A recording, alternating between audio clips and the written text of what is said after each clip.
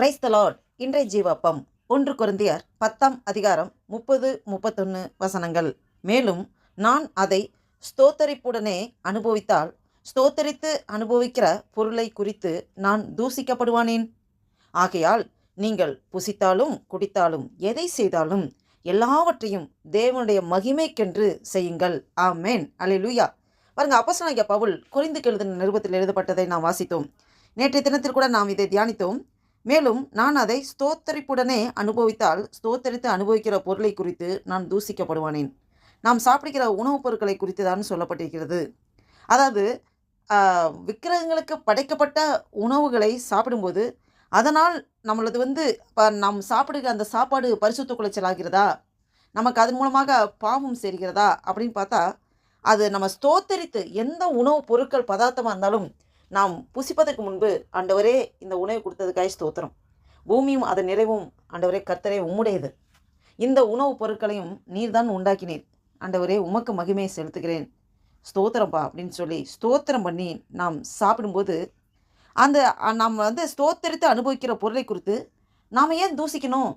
இது விக்கிரகங்களுக்கு படைக்கப்பட்டது, இல்லை இது அசுசி, இதை தொடக்கூடாது அப்படின்னு அந்த தாட்டே நமக்கு போகணுன்னு அவசியம் இல்லை. ஏன்னா பூமியும் அதன் நிறைவும் கர்த்தருடையது.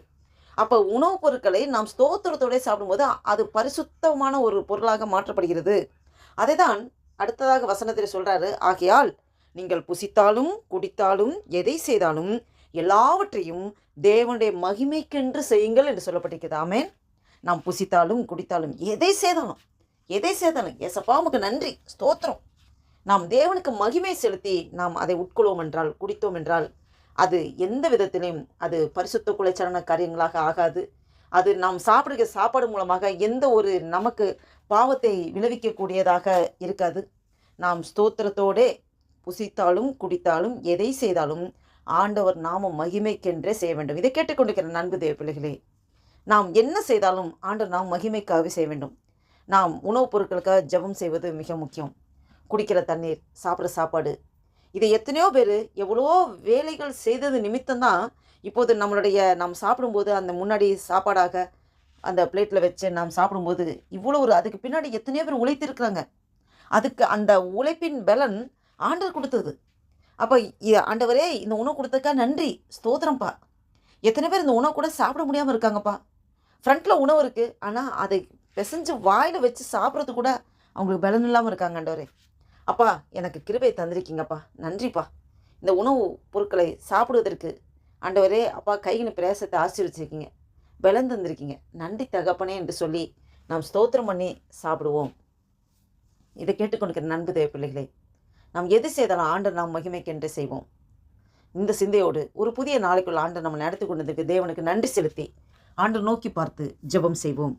ஹல்லேலூயா. நன்றி தகப்பனே, நன்றியோடு துதிக்கிறோம். துதிகளை மத்தியில் வாசம் செய்கிற தேவனை நன்றியோடு துதிக்கிறோம் ஐயா. இந்த 2026 வருஷத்தின் 2வது மாதமாகிய பிப்ரவரி மாதத்தின் 23ஆம் தேதியை காண கிருபை செய்த தேவனை உமக்கு கொடான கொடி ஸ்தோத்திரம் ஐயா. நன்றி தகப்பனே, நன்றி தகப்பனே. ஆண்டவரே அப்பா காலைதோறும் உடைய கிருபைகள் புதிதாக இருக்கிறது என்று சொல்லிக்கிறாண்டரே, உடைய புதிய கிருபைனாலே எங்களை நிரப்பி வழிநடத்தி ஆசீர்வதிக்கிற தயவுக்காய் ஸ்தோத்திரம் அப்பா. நன்றி அப்பா. ஆண்டவரே அப்பா நாங்கள் புசித்தாலும் குடித்தாலும் என்ன செய்தாலும் ஆண்டவரே உங்களுடைய நாம மகிமைக்கென்றே செய்யுங்கள் என்று வேத வசனத்தின் மூலம் ஆவியானவரே உங்களோடும் ஆண்டவரே அப்பா ஸ்தோத்திர கதை அடிமை என்னோடும் ஆவியானவர் பேசி கொண்டிருக்கிறார். நன்றி தகப்பனே, நன்றி அப்பா.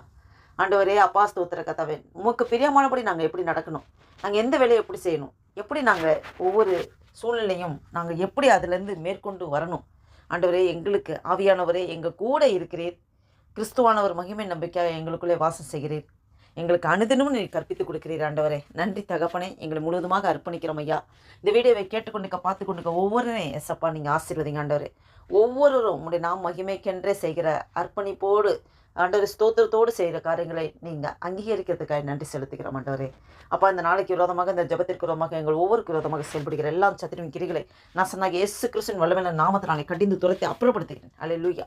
ஆண்டவரே இந்த வீடியோ கேட்டுக்கொண்டு பார்த்து கொண்டுக்க ஒவ்வொரு ஆசீர்வதிங்க, குடும்பங்களை ஆசீர்வதிங்க அப்பா, உற்றா உறவினர்களை ஆசீர்வதிங்க, வேலை ஸ்தலத்தில் ஆண்டவரே எல்லாருக்கும் தயக்கடிக்க கிருபை செய்யுங்க, ஆசீர்வதிங்க ஆண்டவரே அப்பா. நாங்கள் கேட்டு செய்கிற எல்லா வேலைகளும் உடைய கரம் கூட நடத்த முடியாது ஆச்சரிக்கிறோம். எங்களே தாழ்த்தி ஒப்பு கொடுக்கணும், அர்ப்பணிக்கிறோம். உடைய நாமம் ஒன்றே மகிமைப்பட்டும் முக்கிய துதிகன மகிமையெல்லாம் செலுத்துகிறோம். இயேசு கிறிஸ்து நாமத்தில் ஜெபிக்கிறோம் ஜீவனுலக நல்ல பிதாவே. ஆமென், ஆமென்.